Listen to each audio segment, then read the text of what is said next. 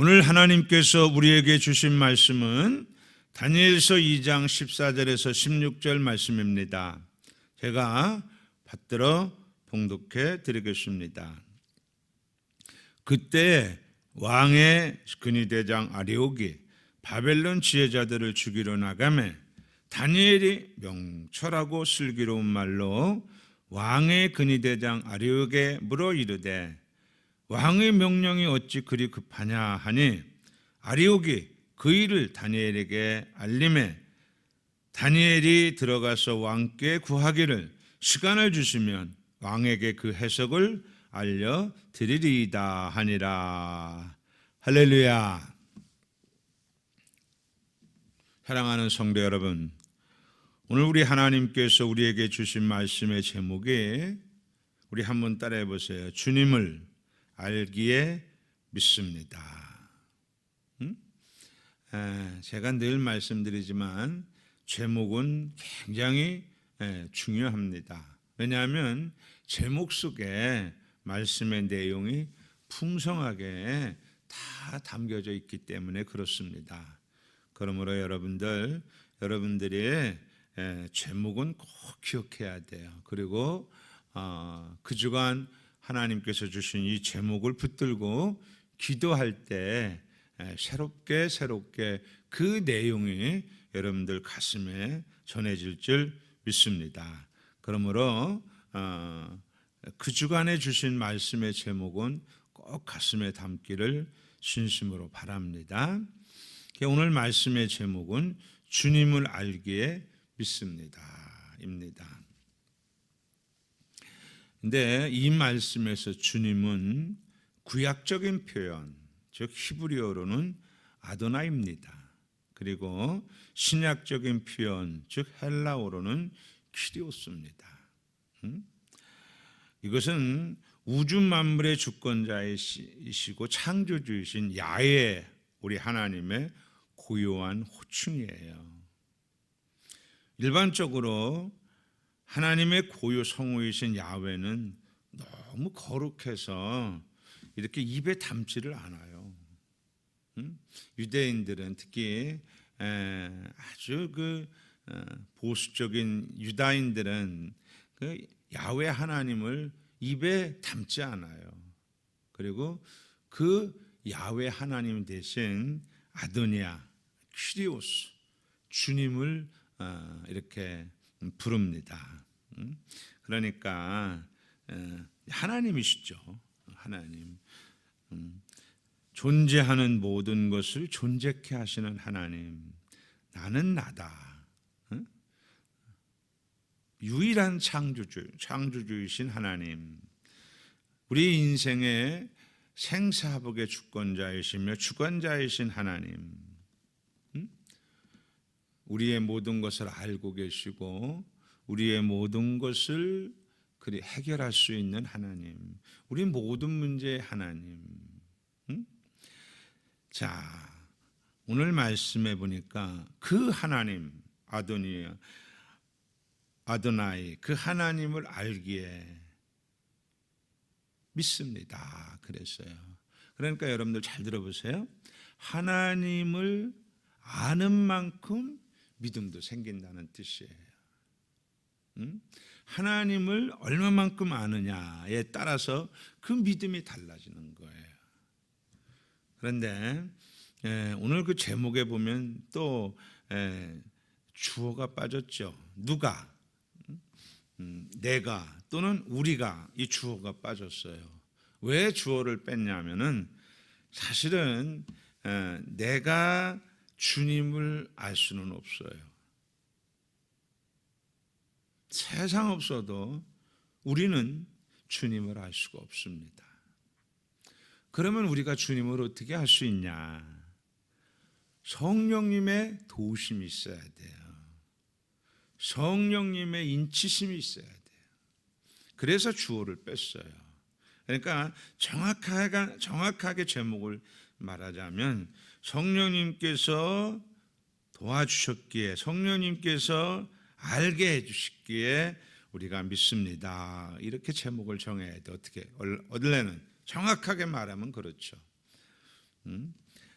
그러니까 어쨌든 우리가 성령님의 도움을 통해서 주님을 알기에 믿습니다.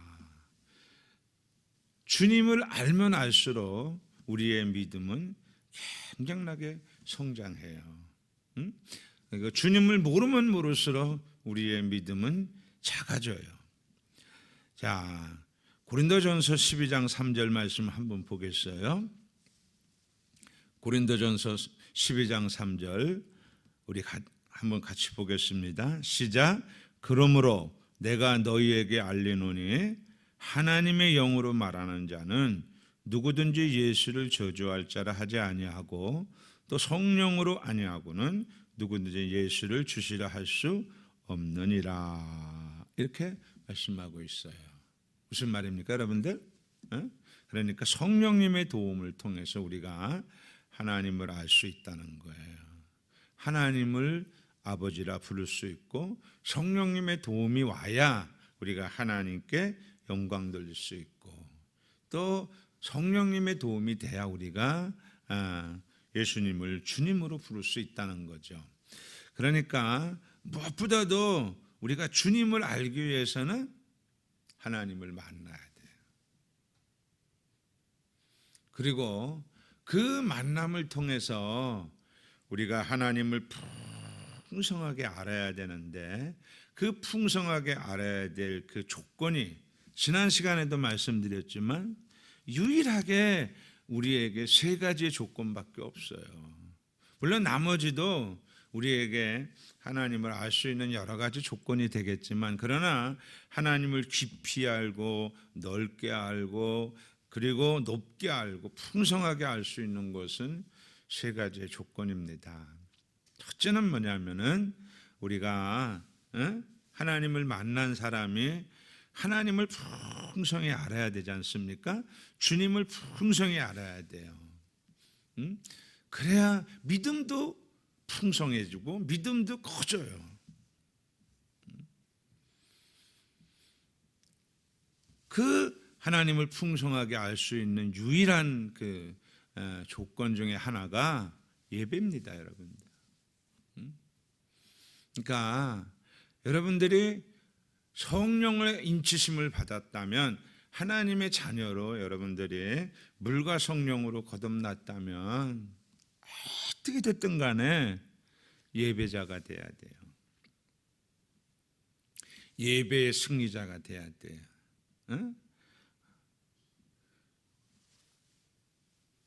하나님께서 우리에게 정말 가장 큰 영광을 받으시는 현장이 예배의 현장입니다, 여러분들.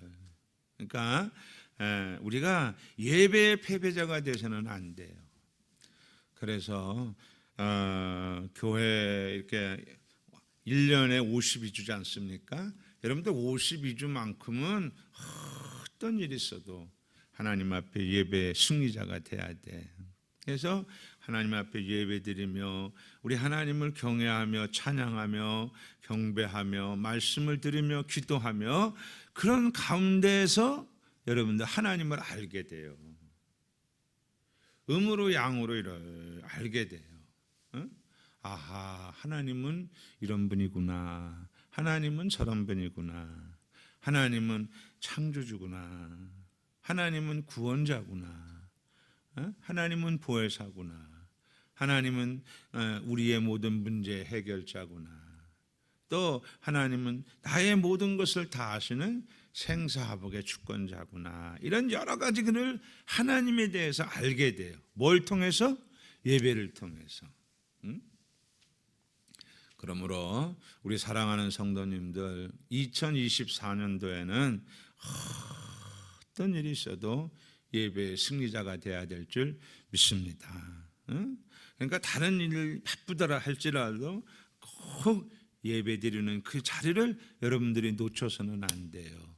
어떤 희생이 있더라도 어떠한 결과를 초래한다 할지라도 여러분들 예배 자리만큼은 결코 놓치지 마시기를 바라요.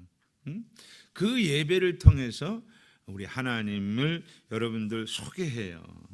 근데 그 하나님의 소개하는 그 소개의 모든 메시지가 성령께서 하시기 때문에 그래서 예배자가 돼야 된다는 거예요. 신령과 진정으로 예배자가 되어서 성령님의 도움으로 하나님을 여러분들이 풍성하게 알 수 있는 길, 그것이 예배의 길입니다. 그래서 예배는 놓치지 말아야 돼요.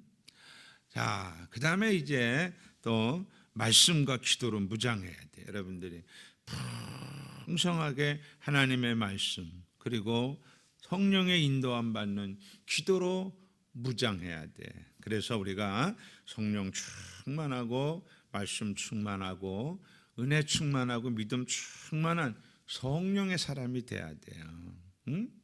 이렇게 여러분들이 성령의 사람이 되면 하나님을 풍성하게 알게 돼요. 그리고 그 하나님을 아는 지식을 놓치지 않아. 잃어버리지 않아. 그리고 그것을 삶에 적용시킬 수가 있어요. 그래서 실질적으로 여러분들이 그 하나님의 복을 누리는, 만남의 복을 누리는, 그리고 하나님이 주시는 믿음의 복을 누리는 이러한 신앙의 도를 걸을 수가 있는 것입니다. 한 예를 한번 들어보겠어요. 제가 이제 저 유촌이라는 시골 교회에 가서 심우한 적이 있었습니다. 근데 참 열악한 교회였습니다. 성도님들도 얼마 안 계시고 참 열악한 교회였는데 정말 하나님의 은혜로 이제 교회를 건축하게 됐어요. 근데 여러분들 참 교회 건축이 많이 힘들더라고요. 여러 가지 가정 속에서 그래도 우리 하나님께서 기공 예배를 드리고 이래 은혜 가운데 건축이 잘 됐는데 1억 2천만 원이 부도가 딱 난 거예요. 여러분들 시골 교회 성도님도 얼마 안 계시는 교회에 1억 2천만 원이 부도가 나면 이거 정말 어렵더라고요. 앞이 캄캄하더라고요. 근데 그 상대방이 돈을 요구하는 사람은 빨리 돈을 달라는 거예요. 뭐 지금 당장 돈을 달라는 거예요. 그런데 여러분들 지금 이제 막 이렇게 건축의 과정 속에 있는데 돈이 벌써 아마 많이 들어갔는데 돈이 어디 금방 있어요. 그리고 지금 돈이 막 계속 들어와도 모자랄 판인데 1억 2천만 원 나갈 돈이 어디 있어요. 그러니까 이게 정말 앞이 캄캄하더라고요. 근데 그때 믿음이 생기더라고요. 믿습니다. 왜요? 주님을 알기에. 우리 한번 따라해 보세요. 주님을 알기에 믿습니다. 이 믿음이 생기더라고요. 근데 주님을 제가 평상시에 주님을 가슴에 담은 거예요. 그때 제가 처음으로 저도 느꼈어요. 물론 그 전에도 이렇게 여러 가지 어려운 가정이 있었습니다만 그때 주님을 제가 주님을 안다는 게 이렇게 중요하다라는 것을 그때 제가 아주 뼈저리게 느꼈어요. 근데 주님께서 아도나이, 퀴리오스, 창조자, 우리의 인생의 주권자, 주관자, 모든 문제의 해결자, 주님께서 말씀하시는 거예요. 내 가슴에 내가 있잖아. 그 말씀을 하시는 거예요. 제 주님이 있잖아. 그 소리, 그 메시지 속에는 주님의 모든 것이 다 담겨 있는 거예요. 주님의 속성. 내가 해결해 줄 거야. 걱정하지 마. 내가 알고 있다는 거예요. 이 건축의 시작서부터 끝까지 내가 알고 있다는 거예요. 이 문제를 내가 해결해 주신다는 거예요. 전지전능하신 하나님께서 이 문제를 해결해 주신다는 거예요. 그 믿음이 하고니까 주님을 아니까 믿음이 하고는 거예요. 그래서 그분한테 그랬어요.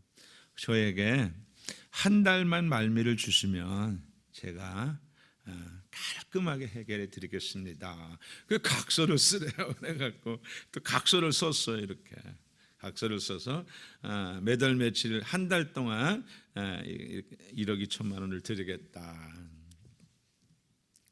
자, 그리고 이제 그분을 보냈어요. 근데 여러분들 각서는 앞에 갖다 놓고 하나님 앞에 기도했어요. 주님 아시죠? 믿습니다. 이게 기도밖에 안 나오더라고요. 제가 주님을 알기에 믿습니다. 뭘 믿어요? 이 문제를 해결해 주실 것을. 다른 일 때문에 이게 아픔 당하는 게 아니잖아. 하나님의 교회를 아름답게 이렇게 건축해서 봉헌해 드리고자 하는 그 마음, 그 믿음, 또 하나님이 명령하셨기 때문에 실시를 했고, 그 모든 가정을 주님은 아시기에 믿습니다. 또 주님께서 그 문제를 해결해 주시기에 믿습니다. 이 믿음이 오더라고요. 그래서 이제 그 믿음으로 날마다 금식하면서 하나님 앞에 기도했어요. 근데 정확하게 15일 만에 그 문제가 깔끔하게 해결되는 거예요. 오히려 그 문제로 인해서 그 돈을 달라고 하는 사람하고 더 친해져서 나중에 그분이 이제 봉헌, 하나님 앞에 봉헌 예배 드릴 때 점심값을 그 많은 사람들이 이제 왔지 않습니까? 그 식사비를 그분이 다 대주셨어요. 그런 참 기적 같은 간증이 있습니다. 여러분들 보세요. 제가 주님을 몰랐다면 믿습니다라는 그 강하고 담대한 믿음이 있을 수가 없죠. 근데 주님을 알기에 믿습니다라가 되더라고요, 이것이. 여러분들도 이런 믿음의 현장이 있어야 될 줄 믿습니다. 자, 오늘 말씀도 그런 말씀이에요. 오늘 말씀의 요지를 한번 보겠습니다. 신바벨론 제국의 제2대 왕이 느부갓네살 왕이죠. 근데 이 느부갓네살 왕은 무왕이에요. 무왕이라는 말은 군사력으로 나라를 이렇게 다스리는 왕을 무왕이라 그래요. 네, 어쨌든 이 느부갓네살 왕 때 바벨론은 정말 대제국이 되었어요. 정치, 경제, 군사 모든 면에 있어서 아주 막강한 나라가 됐습니다. 그런데 이렇게 이제 느부갓네살 왕 때 이분이 어느 날 꿈을 꾸는 거예요. 꿈을 꾸는데 그 꿈이 이상해요.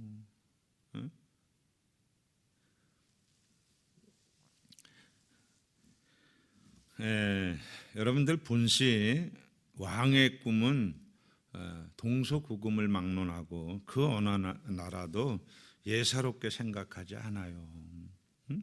왜냐하면 왕의 꿈과 나라와 민족과 백성들과 이렇게 연관이 됐어요. 그런 예들이 많습니다, 여러분들.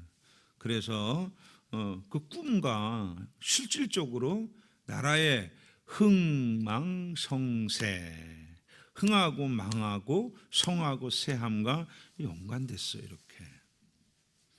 그렇기 때문에 왕의 꿈을 함부로 이렇게 취급하지 않아요. 그래서 어느 나라든 이래 보면 왕의 꿈을 해몽할 수 있는 그러한 그 지혜자들이 옆에 이렇게 있어요. 그 사람이 뭐 누구라고 말할 수는 없지만 어쨌든 있습니다. 이렇게 보면은.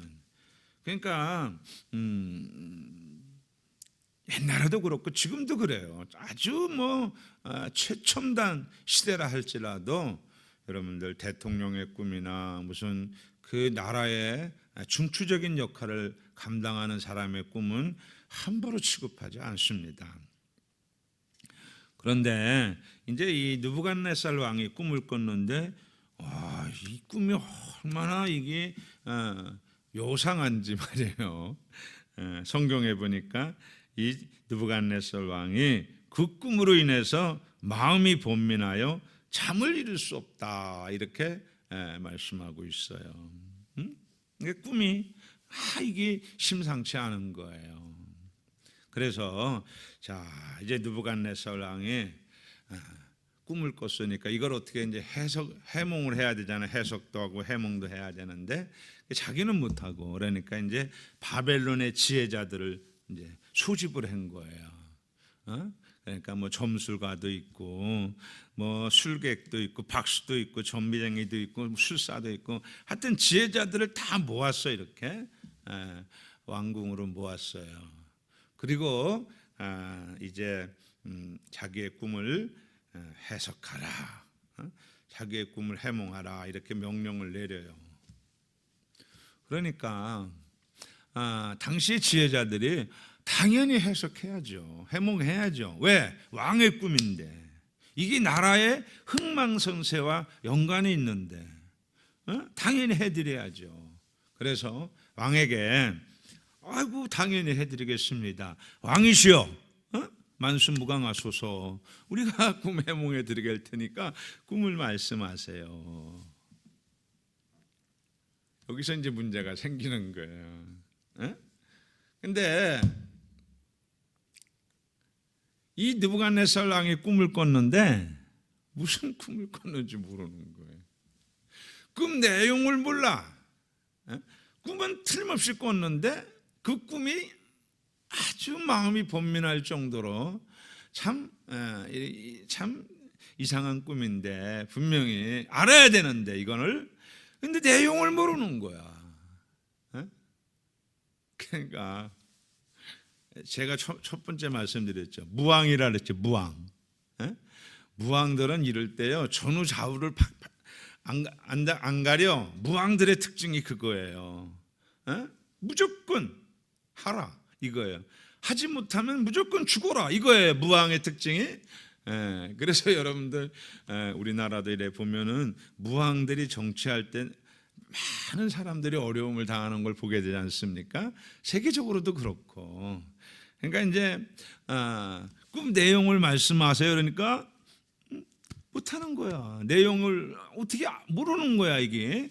느부갓네살 왕이 내가 꿈 내용을 모르겠다.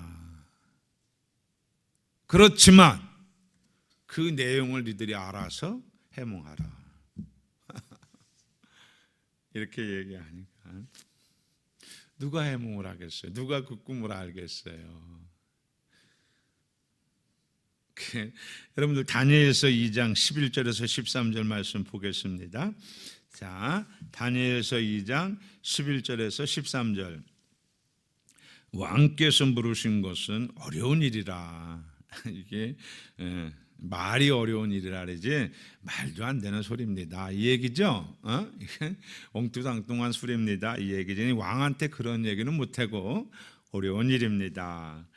육체와 함께 살지 아니하는 신들 외에는 왕 앞에 그것을 보일 자가 없나이다 한지라. 라는 거예요. 이거 해몽이 안 되는 거예요. 안 된다는 얘기죠. 여러분 내용도 모르게 어떻게 꿈을 해몽하냐 이거예요. 그러니까 여러분들 보세요.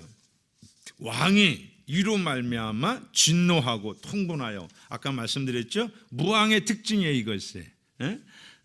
전쟁을 통해서 나라를 통치한 무왕들의 특징. 이로 말미암아 진노하고 통분하여 바벨론의 모든 지혜자들을 다 죽이라고 명령하니라. 바벨론의 모든 지혜자들을 다 죽이라 명령하니라.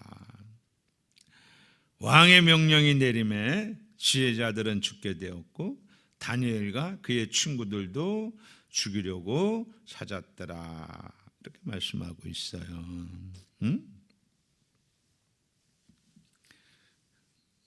그러니까 바벨론의 지혜자들은 말하기를 왕께서 꿈의 내용도 모르는 채 해몽을 원한다는 것은 육체를 가진 그 어떤 자들에게는 불가능하다. 이렇게 이제 얘기하니까 느부갓네살 왕이 바벨론의 모든 지혜자들의 말을 이제 듣고 이렇게 생각한 거예요. 오히려 그동안 소위 지혜자라고 하면서 거짓된 정보로 자신을 농락했다. 너희들이 말로만 지혜자지 사실은 지혜자가 아니라는 이렇게 생각을 한 거예요. 그러니까 화가 머리끝까지 난 거예요. 그래서 다 그냥 죽여라. 자, 이런 상황입니다. 이런 상황이 바로 오늘 본문의 말씀인데 그때에 이렇게 이제 그래서 오늘 본문의 말씀을 다시 한번 보겠어요. 우리 말씀을 한번 보겠습니다. 그때 왕의 근해대장 아리옥이 바벨론 지혜자들을 죽이러 나가매 다니엘이 명철하고 슬기로운 말로 왕의 근위대장 아리옥에게 물어 이르되 왕의 명령이 어찌 그리 급하냐 하니 아리옥이 그 일을 다니엘에게 알림해 다니엘이 들어가서 왕께 구하기를 시간을 주시면 왕에게 그 해석을 알려드리이다 하니라. 이렇게 말씀하고 있습니다. 그렇습니다, 여러분들. 왕의 명령을 어떻게 거역해요? 이건 뭐 어거지죠. 말도 안 되지만 그러나 왕의 명령인데 어떻게 거역해요? 그래서 근위대장 아리옥이 바벨론의 모든 지혜자들을 잡아서 죽이려고 나가는 거예요. 그때 여러분들 다니엘이가 그 왕의 근위대장 아리옥의 발목을 딱 잡습니다. 손으로 잡는 게 아니라 말로 딱 잡아요. 그리고 자신에게 시간을 좀 주면 왕의 꿈을 알고 그 꿈을 해몽해 드리겠다는 거예요. 여러분들, 이것이 바로 주님을 알기에 믿습니다입니다.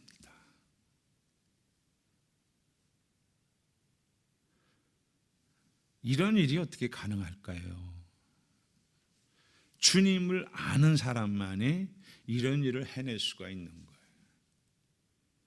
지금 그야말로 여러분들 잘못하면 지혜자들의 모든 죄값을 다니엘이가 뒤집어 쓰게 생겼어요.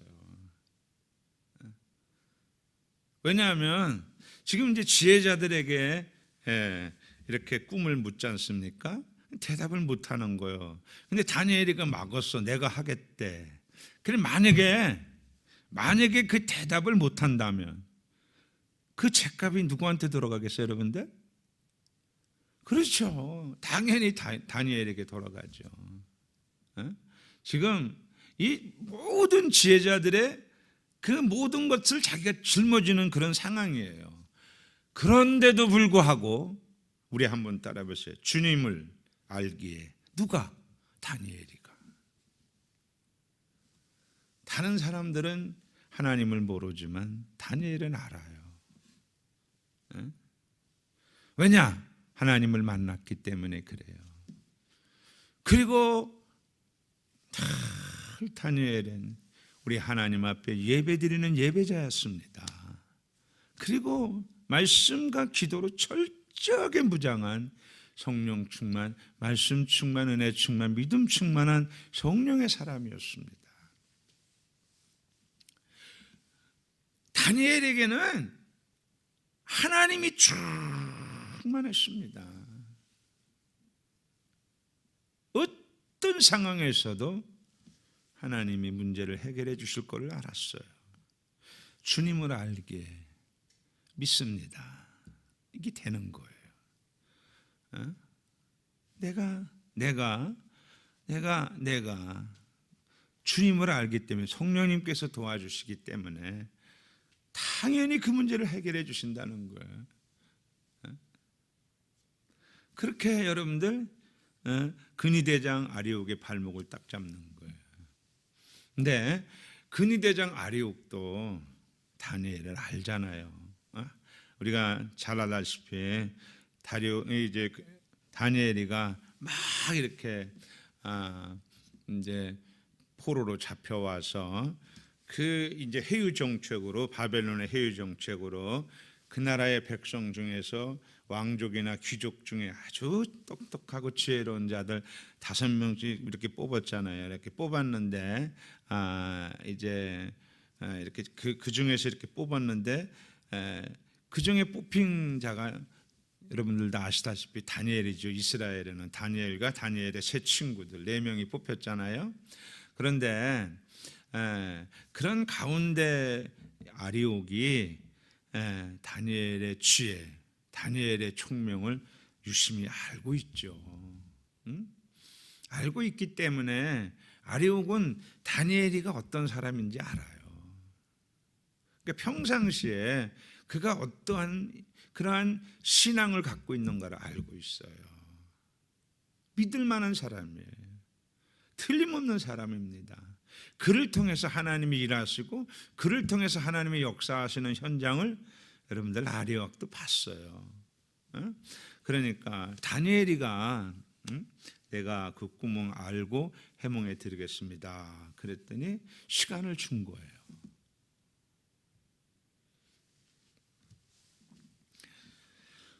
자, 이제 다니엘서 2장 17절에서 19절 말씀 보겠습니다. 우리 한번 같이 읽겠어요. 2장 17절에서 19절 시작. 이에 다니엘이 자기 집으로 들어가서 그 친구 하나냐와 미사엘과 아사랴에게 그 일을 알리고 하늘에 계신 하나님이 이 은밀한 일에 대하여 불쌍히 여기사 다니엘과 친구들이 바벨론의 다른 지혜자들과 함께 죽임을 당하지 않게 하시기를 그들로 하여금 구하게 하니라. 이 은밀한 것이 밤에 환상으로 다니엘에게 나타나 보임에 다니엘이 하늘에 계신 하나님을 찬양하니라. 이렇게 말씀하고 있습니다. 이제 아리옥에게 나에게 말미를 주면 이 문제를 해결해 드리겠습니다. 왕의 꿈을 내용을 알고 해몽해 드리겠습니다. 지금 아무것도 손에 잡힌 것 없는데 믿음으로 하나님을 알기에 믿습니다. 이게 진짜 믿음이죠, 여러분들. 그리고 그 믿음에 실천할 수 있는 장이 바로 뭐예요? 기도예요. 그래서 두 손을 들고 우리 하나님 앞에 다니엘과 다니엘 친구들이 이제 두 손을 들고 하나님 앞에 기도를 하지 않습니까? 간절히 하나님 앞에 기도하니까 그동안 주님을 알았던 그 주님께서 다시 알게 하시는 거예요. 그 꿈을 정확한 내용을 알게 하시고 또 그 꿈에 대한 해석을 정확하게 해몽을 해주시는 거예요. 여러분들 이것이 믿음입니다. 이것이 믿음의 복을 누리는 자의 삶의 모습이에요. 이것이 바로 경건의 모양만 있는 것이 아니라 경건의 능력도 있는 삶의 모습입니다. 우리에게는 이러한 믿음의 현장이 있어야 돼요. 어떠한 상황 속에서도